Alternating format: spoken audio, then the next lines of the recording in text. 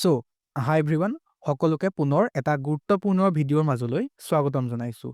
আজিৰ ভিডিঅ'টোত আমি আলোচনা কৰিবলৈ গৈ আছোঁ অসমীয়া বিষয়ত আহিব পৰা কেইখনমান কমন ৰচনা আৰু ৰচনা কেনেকৈ লিখিব লাগে তাৰ ওপৰতো মই এই ভিডিঅ'টোত আলোকপাত কৰিছোঁ।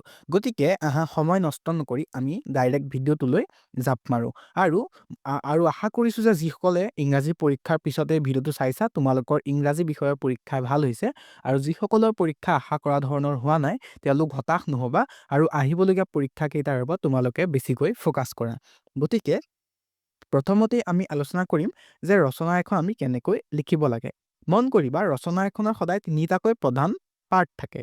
এই তিনিটা প্ৰধান পাৰ্ট হৈছে আৰম্ভণি, মূল বিষয়বস্তু আৰু সামৰণি। আৰম্ভণিত আমি ৰচনাখন আমি কি ৰচনা লিখিছোঁ তাৰ অলপ সংক্ষেপ বিৱৰণ দিব লাগে। ধৰা এখন প্ৰিয় গ্ৰন্থ আমি লিখিছোঁ, এখন ৰচনা লিখিছোঁ যে প্ৰিয় গ্ৰন্থ।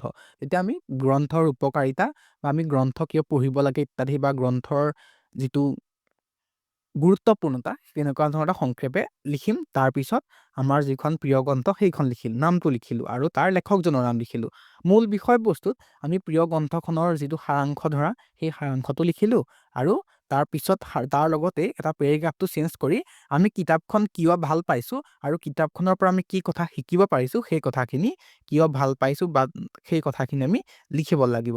আৰু ইয়াৰ পিছত আহিব সামৰণি পাৰ্ট। সামৰণি পাৰ্টত আমি একেধৰণে অলপ কিতাপৰ গুৰুত্বপূৰ্ণতা বা কিতাপৰ আমাৰ সমাজত কি অৱদান আছে বা কিতাপে আমাক কেনেদৰে সহায় কৰে ইত্যাদি কথা লিখি আমি ৰচনাখন সামৰিব পাৰোঁ। এতিয়া ৰচনাখন আহিব আমাৰ 8 নম্বৰৰ বাবে, অৰ্থাৎ প্ৰায় আমি 250 পৰা 300 শব্দৰ ভিতৰত বা 350 শব্দৰ ভিতৰত আমি ৰচনাখন লিখিব লাগিব, যিহেতু 8 নম্বৰ আমি সম্পূৰ্ণৰূপে পাব লাগিব। গতিকে ৰচনাখন ভাল কৰাৰ কিছুমান মই উপায় তোমালোকৰ বাবে লৈ আহিছোঁ।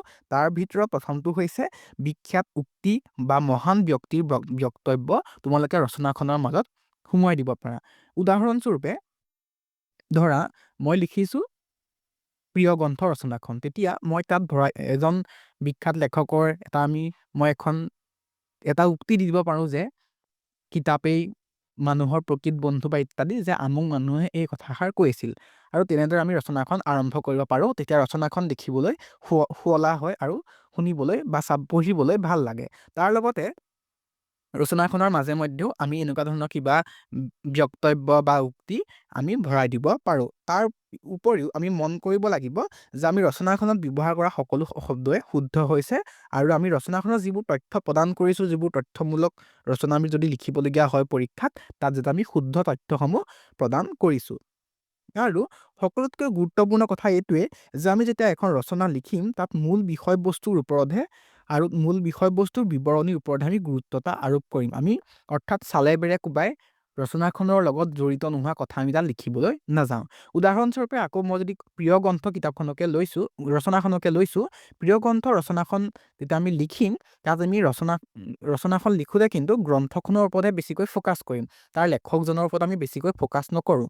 তেওঁ মাত্ৰ আমি এটা সাধাৰণ পৰিচয়হে ৰচনাখনত দাঙি ধৰিম। তেতিয়া কি হ'ব যে আমি যদি লেখকজনৰ ওপৰত যদি বেছিকৈ গুৰুত্বতা আৰোপ কৰোঁ, আমি কিন্তু ৰচনাখনৰ বিষয়বস্তুৰ পৰা ফালৰি কাটি আহিম। তেনে অৱস্থাত আমাৰ কিন্তু সম্পূৰ্ণ নম্বৰ পোৱাৰ পৰা আমি বঞ্চিত হ'ম। তাৰ লগতে আমি মন কৰিব লাগিব যে আমাৰ ৰচনাখন সদায় সংক্ষিপ্ত হয়। সংক্ষিপ্ত ইন দ্য চেন্স যে আমি বেছি অদৰকাৰী তথ্য বা অদৰকাৰী কথা আমি ৰচনাখনত ভৰাই নিদিওঁ। 250 পৰা 300 শব্দৰ ভিতৰত আমি এখন ৰচনা শেষ কৰিব লাগিব। গতিকে আমি শুদ্ধ তথ্য আৰু লগতে বিখ্যাত উক্তি বা মহান ব্যক্তিৰ বক্তব্য আৰু মূল বিষয়বস্তুৰ ওপৰত গুৰুত্বতা আৰোপ কৰি আমি এখন ৰচনা লিখিবলৈ চেষ্টা কৰিব লাগিব। ইয়াৰ পিছতেই মই আলোচনা কৰিবলৈ গৈ আছোঁ আমাৰ পৰীক্ষাত আহিব পৰাকৈ কেইখনমান গুৰুত্বপূৰ্ণ ৰচনা। মই আশা কৰিছোঁ যে ইয়াৰ পৰা যিকোনো নহয় যিকোনো এখন ৰচনা তোমালোকৰ পৰীক্ষাত আহিব। তাৰে প্ৰথমখন হৈছে ছাত্ৰৰ কৰ্তব্য, অৰ্থাৎ ছাত্ৰ জীৱনৰ কৰ্তব্য বা ছাত্ৰ ছাত্ৰীৰ কৰ্তব্য। এই ৰচনাখন তোমালোকৰ হয়তো সমাজৰ বাবে ছাত্ৰ ছাত্ৰীৰ কৰ্তব্য বুলিও আহিব পাৰে। তেতিয়া ৰচনাখনৰ কিন্তু অৰ্থ একেটা থাকিব, অলপ শব্দটো শুনিবলৈ বেলেগ হ'ব পাৰে, কিন্তু ৰচনাখনৰ মূল কথাটো কিন্তু একেটাই থাকিব। ইয়াৰ পিছতে আহিলে প্ৰিয় সাহিত্যিক। 2 নম্বৰতে মই কোৱাৰ দৰে প্ৰিয় গ্ৰন্থ নাহি এইবাৰ কিন্তু প্ৰিয় সাহিত্যিক অহাৰ যিটো সম্ভাৱনা সেইটো অতিকে বেছি। তেতিয়া একেধৰণে তোমালোকে যেনেকৈ প্ৰিয় গ্ৰন্থ ৰচনাখনৰ আৰম্ভণি কৰিছিলা, তেনেকৈ ইয়াতো কিতাপৰ উপকাৰিতা লিখি পেলাই তোমাৰ ভাল লগা লেখকজনৰ নামটো তাত সন্নিৱিষ্ট কৰি পেলাই তোমালোকে ৰচনাখনৰ ওপৰত গুৰুত্বতা আৰোপ কৰিব পাৰিবা। ইয়াৰ পিছতে আহিছে এখন অতি গুৰুত্বপূৰ্ণ এটা হট টপিক, কৃত্ৰিম বুদ্ধিমত্তা বা AI। AI বৰ্তমান প্ৰাসংগিকতা বৰ্তমান সময়ত বেছিকৈ প্ৰচলিত হৈ থকা দেখা গৈছে। গতিকে AI ব্যৱহাৰৰ ওপৰতো বা কৃত্ৰিম বুদ্ধিমত্তাৰ ব্যৱহাৰ বা সমাজত ইয়াৰ অৱদান বা সমাজত ইয়াৰ যিটো ইম্পেক্ট বা যিটো প্ৰভাৱ, তেনেধৰণৰ এখন ৰচনা তোমালোকৰ কিন্তু পৰীক্ষাত আহিব পৰাৰ এটা সম্ভাৱনা আছে। তাৰ লগতে আমাৰ শেষৰখন যিখন গুৰুত্বপূৰ্ণ ৰচনা সেইখন হৈছে কম্পিউটাৰ। কম্পিউটাৰৰ ওপৰত এখন ৰচনা অহাৰ সম্ভাৱনা আছে, কিয়নো লাষ্ট 2 বছৰমান আগতে দূৰদৰ্শন বা টিভিৰ ওপৰত এখন ৰচনা আহি গৈছে।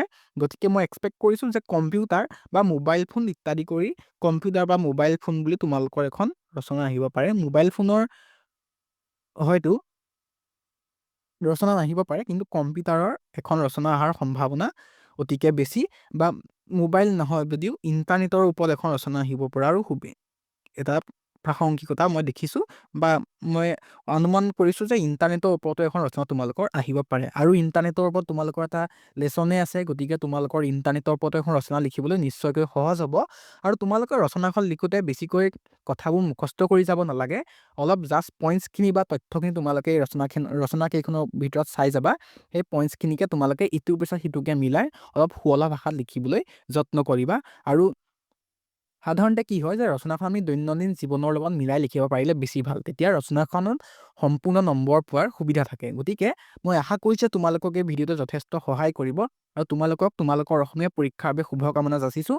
আৰু ইয়াৰ পিছত আৰু অন্যান্য গুৰুত্বপূৰ্ণ ভিডিঅ' মই তোমালোকৰ বাবে লৈ আহিম। তোমালোকক পৰীক্ষাৰ বাবে শুভকামনা। All the best. Thank U.